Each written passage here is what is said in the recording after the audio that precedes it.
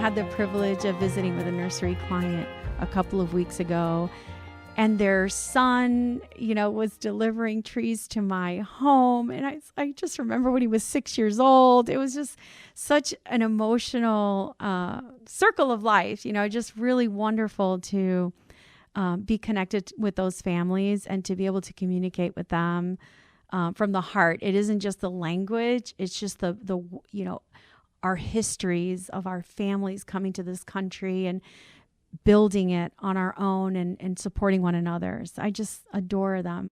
That was Brenda Allison, the CEO of Coast General Insurance Brokers.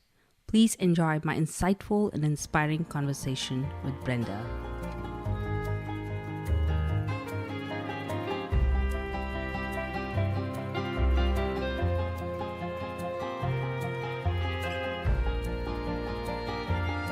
Welcome to this episode of This is Ag, and I am actually super excited today because I am sitting here with Brenda Allison, and we just had a Women Ag session, and it was an amazing session. We talked about personal greatness, what success means, how do you connect success and purpose in life.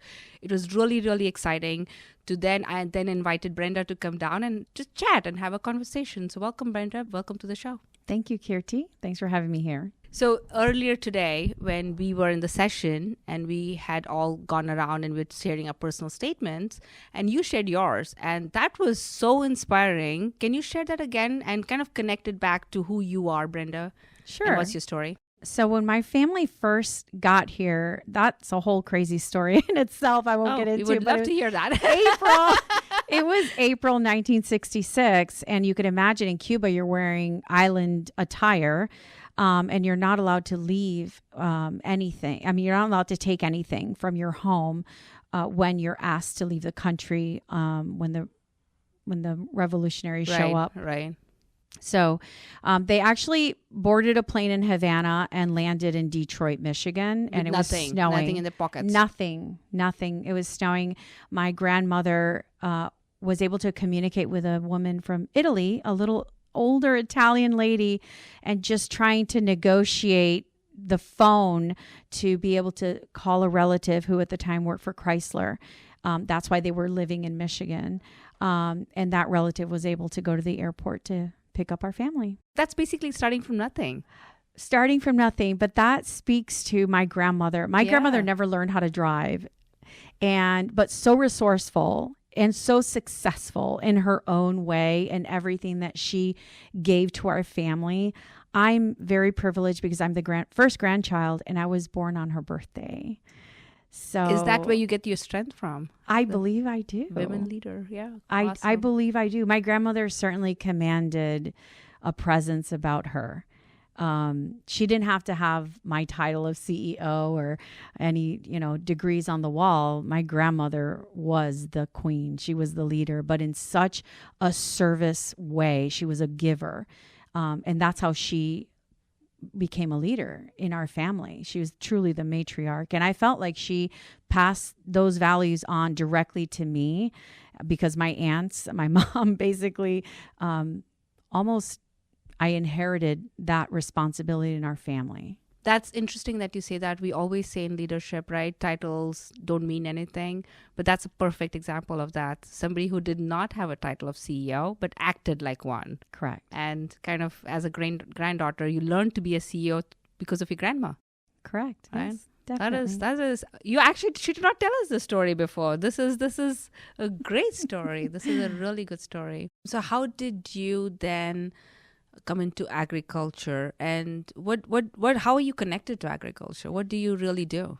So I am an insurance broker, and I went into the insurance industry after I moved to California. Actually, when I lived in Miami, I always make a funny joke that I lived in the sexiest city and had the sexiest job. I was in public relations with a great budget. And then I moved to California, and it was for insurance. We were actually relocated here by an insurance company, but I wasn't in the industry. So I went into the industry kicking, screaming, kicking. I did not want to do this. I wasn't born to peddle insurance. But through that process, I became a business insurance specialist, and I gravitated towards the conversations with business owners because they had significantly bigger weight to bear. So when we're dealing with risk management, we all deal with risk management. Just if you have a teenager, you're dealing with risk management morning, noon, and night. Whether or not who they go out with, how late they stay out, where are they? But from the business standpoint, the weight that the business owners carry, it isn't just their families. It's all their employees' families, all of their clients, and the impact that they can have. So I really had a tremendous amount of empathy for business owners. And that's why I, for the last 18 years, I've dedicated my life to those kinds of relationships. So it's not, you saw a different side of insurance. You're completely different side. People side of insurance. Right. And is that the agriculture, connecting to agriculture, was that driven by who you saw was leading in agriculture, and why ag groups? So I've never told you this story. When we first moved to Ventura, we were in corporate housing in a townhouse, and I was pulling out of the neighborhood, and across from us is a strawberry field. And I'd seen the field every day for weeks because I lived there. But then as I look across the field, I could see it looked like mounds, different colored mounds, like rainbow colored mounds, red and orange and brown and gray. And I couldn't make out what is all of that going, what's on that field. Mm-hmm. And I just couldn't take my eyes off of it because I was so curious. And when I realized it was human beings bent over, that was their backs. Interesting. Oh. And they're bent over and they're picking the strawberries. Yeah. And I just sat there. I could not believe how hard they were working to pick a strawberry.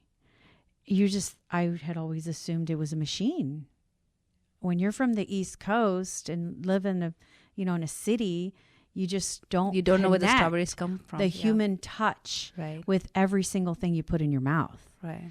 And I started crying. I just was so humbled by the work that they're enduring. And I know what hard work is. Yeah. And I couldn't believe it. So as I was in the insurance industry and, having business clients come in, more and more agriculture clients were coming in. I speak Spanish. I learned very quickly that my Cuban accent in Spanish in California is very different. I remember one of my first clients asked me in Spanish, I'll say it in Spanish because it sounds so good. It's not a term a Cuban term, but he says, Señora, no se agüite. I'd never heard what that means. And he's like, don't be upset. And I'm like, I'm not upset. We just speak I'm just a Cuban. I'm just Cuban.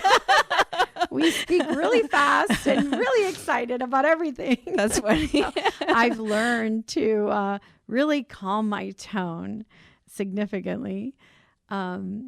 But yes, that. So that got into agriculture. That got me into agriculture. And as a matter of fact, 18 years, some of these clients have been my clients from the beginning. And I had the privilege of visiting with a nursery client a couple of weeks ago. And their son, was delivering trees to my home. And I just remember when he was 6 years old. It was just such an emotional circle of life, just really wonderful to be connected with those families and to be able to communicate with them from the heart. It isn't just the language. It's just the our histories of our families coming to this country and building it on our own and supporting one another. So I just adore them all. And That's actually, you know what, that's very interesting because that's how I felt when I came into agriculture. And again, United Ag is a little bit, we provide health insurance to agricultural employers, and you don't really get to know the ag industry. But as I got to know it, that's exactly how I felt, the warmth of agriculture, right? And it's an extremely fulfilling job because of that, because you feel like you're helping people who are like you and helping them. And one of the things that you said earlier on, that when you were on the East Coast, you didn't know where the strawberries were coming from, right? I mean, you just know it's in our supermarkets and we eat it. And the reason I started this is Ag podcast was to some of the misconceptions people have about agriculture, kind of to dispel that. With my experience, certainly after over 18 years, but more so in the last 10 years, today's farmer is so much more sophisticated in terms of technology, human resources, and we were talking about soft skills, finance, just so much more well-rounded, because you have to be able to acclimate. Here in California, our issues are water. Other areas of the country, they have to deal with natural resources that may be scarce or overly abundant in floods or whatever their issues may be, but just continuously developing innovations that make them sustainable. That's the farmer. That's today's farmer. And so invoking technology, and whatever works today is going to get you where you want to go, but it's probably going to be something different 5 years from now or even 3 years from now. That's interesting because I was talking to Glenn Miller yesterday, and he actually also had exactly the similar thing. He said, tomorrow, agriculture is not going to be what it is today. And because we're constantly innovating, constantly doing that because of labor laws and all the other regulations that come our way, right? That's innovation is constant, and that's what you've seen too. I have, right? And you've been in this industry for how many years now? 18 years. 18 years. Mm-hmm. It's awesome. So have you seen, so being a female CEO in agriculture or any business for that matter, do you see what was your experience with that? Balanced. So I'm going to share a pretty telling story. Okay. When my corporation that I wholly own, purchased Coast General Insurance, and Coast General has been around a long time, and people know it's been around for 45 years, and the only time it's ever had a female at the helm is during my tenure. So when I just first purchased Coast General Insurance, I had David Shank, a former partner, come work for me, along with a couple of other team members. And Dave and I were going to take our first meeting together. Coast General client. We're going up in the towers in Oxnard, up in the big, fancy boardroom. And I've prepared the strategy, the presentation for the clients. And as I'm sharing all this information, I'm speaking. And then I'll just say the gentleman's name is Jonathan. Jonathan would look, I'm giving the information, I'm asking the questions, but Jonathan would look to Dave to answer. So he was receiving the information from me, but answering Dave. Answering Dave and making eye contact with Dave and looking at, it was just like interesting. And I just kept going. Dave noticed it though. And so at the end of the meeting, they were so impressed with our strategy and what we're going to do for their going forward. They shook Dave's hands and said, "Great job, Dave. You made a great choice here, and basically like I'm the secretary." Yeah. And Dave says, "Actually, Jonathan, she's my boss. She's the CEO of the company." And he was shocked. Yeah.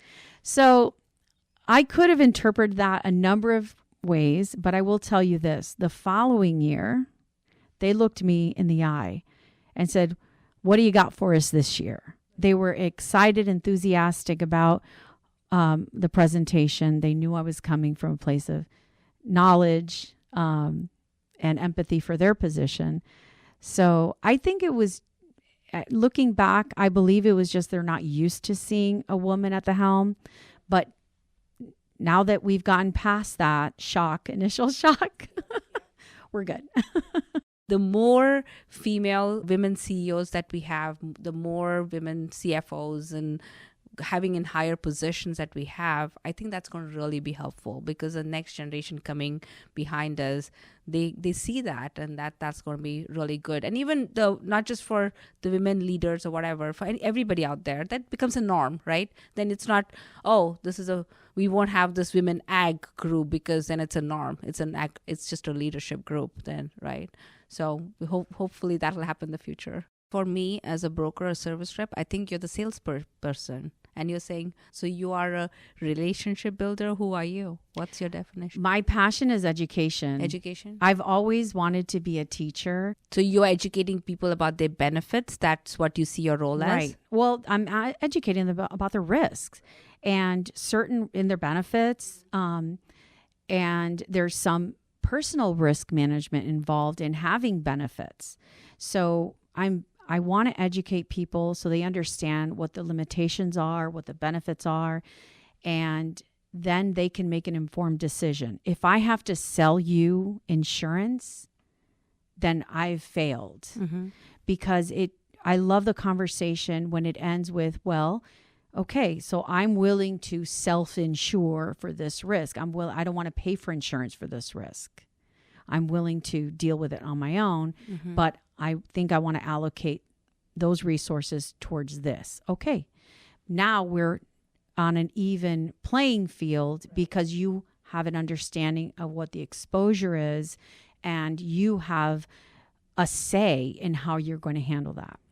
So I think that's what sets us apart. We don't sell insurance. We are always having educational opportunities for our ag community.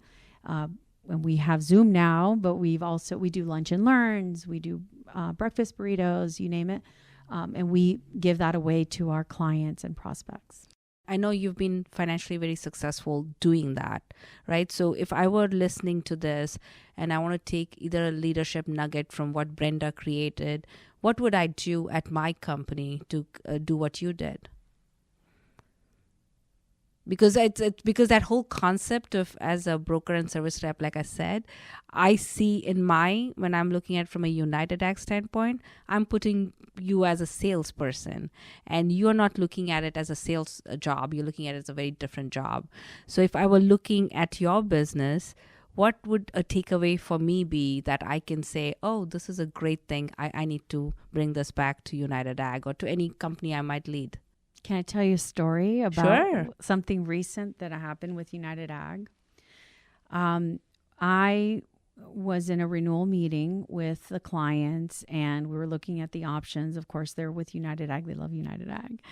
And as we're looking at different options, I was explaining to the client how each of the carriers came up with the numbers they came up with. So I was explaining the underwriting process. When a client says, oh, they just want to make more money, the conversation kind of shuts down. But when the client understands, let's qualify what that looks like. How much of this is admin fees? How much of this is profit? How much of this is going towards claims handling? So when you educate the client on, okay, how did they come up with that number?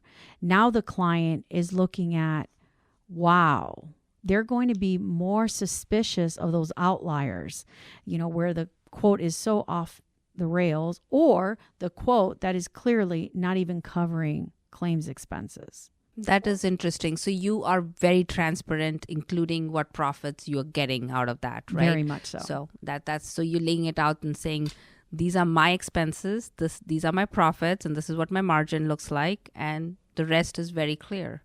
Correct. And we quantify the value that we bring to the client.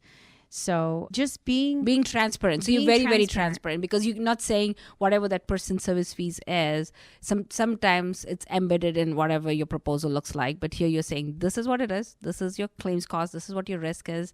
But taking it away to any business or any sales thing that we do, right? If we are that transparent to the consumer and say, everybody needs profits, right? We all need to eat and have a living. So we can show what the profits are, but be very clear on where that's coming from. So a CFO can look at that and say, okay, this makes total sense. Sure. Right? I mean, everybody's going to make that decision, which that's a good way of looking at things. So one of the things, Brenda, I noticed that when United Ag has partners, and I get attracted to partners at United Ag or who we work with, people are very aligned to what we do, the way we do things at United Ag. And I say we are the empathy side of healthcare, because anytime when somebody comes to United Ag, a call comes into member services, or let's say somebody is any reason somebody reaches out to United Ag, I always say, picture your mom, dad, brother, husband, son on the other side and see how would you like them to be treated, right? And they do it that way. And when I first met you, I felt that you had a very similar way of looking at things, very relationship driven, very driven by empathy and who you work with. So do you want to talk about that a little bit? Sure. I'll share a little bit about internally how empathy manifests itself in the organization, and then outwardly how the organization has empathy with the clients.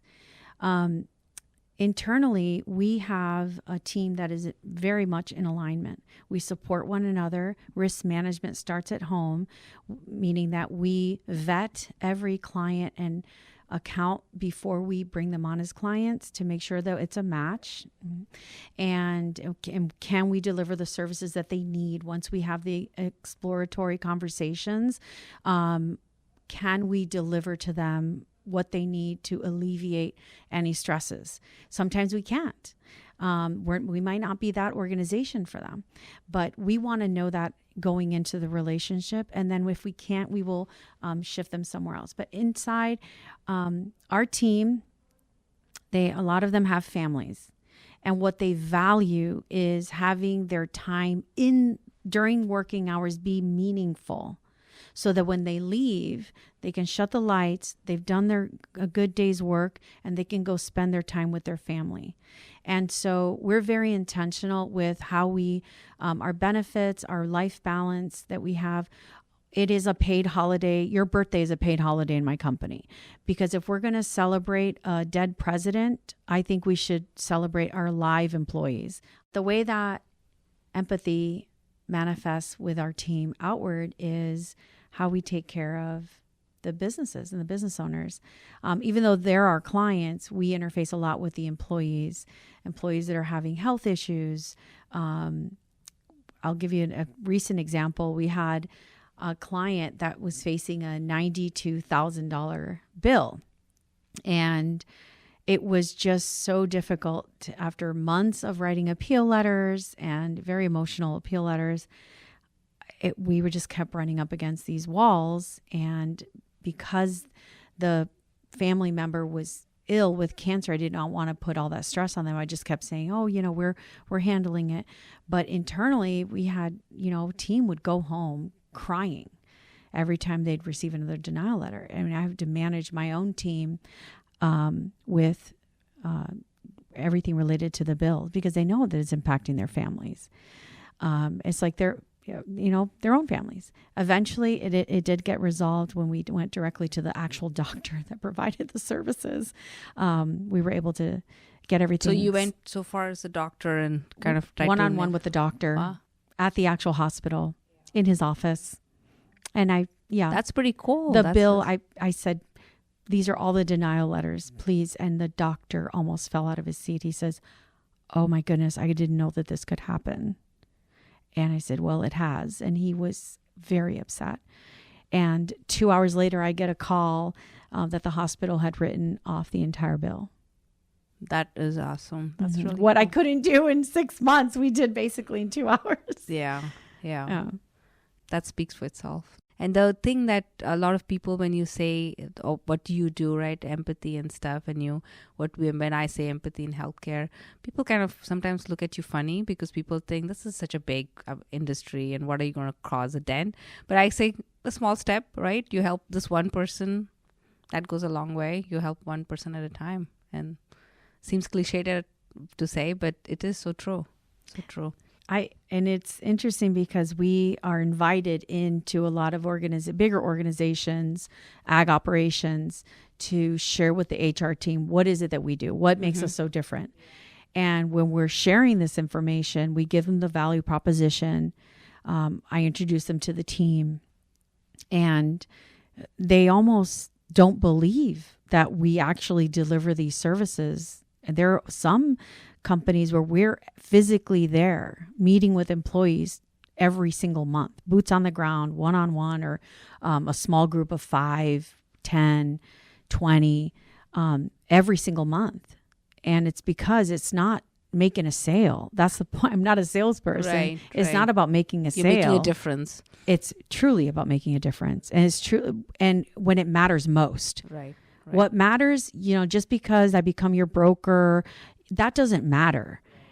At the end, after the fact, when you have a longtime employee who's been with you since the beginning, who you've seen his children grow up, you've seen his children graduate from college where he couldn't even go to college, and that man has cancer. That's where we show up, where it's more human. And we're a very technological company. We have all this technology. We're paperless, the whole shebang. And the reason why we have so much technology is so that we can show up more human, because all the compliance is dialed in, all of the application processes, the onboarding, the offboarding, all of that is as automated as possible so that we can have the more meaningful conversations. Yeah. That's the combination of the technology and the human side of things, right? Use the technology for bring about efficiencies, and then you have the human touch. We actually, when you call United Ag, you have Sophie picking up the phone for the same reason, because you need the human touch, but behind the scenes we have to use technology to create efficiencies. We're the same way. We always have a human being answering our phone. Yeah. That shows why I was so connected. The first time when we met, we connected so quickly. Very much aligned to how we do things at United Ag. So when you think of somebody listening and as an aspiring women ag leader or whatever, what advice would you give her? What would you say to somebody who's a 20-year-old Brenda, want to be where you are today? Keep your head up. And just because people aren't used to seeing women at the table doesn't mean you don't belong there.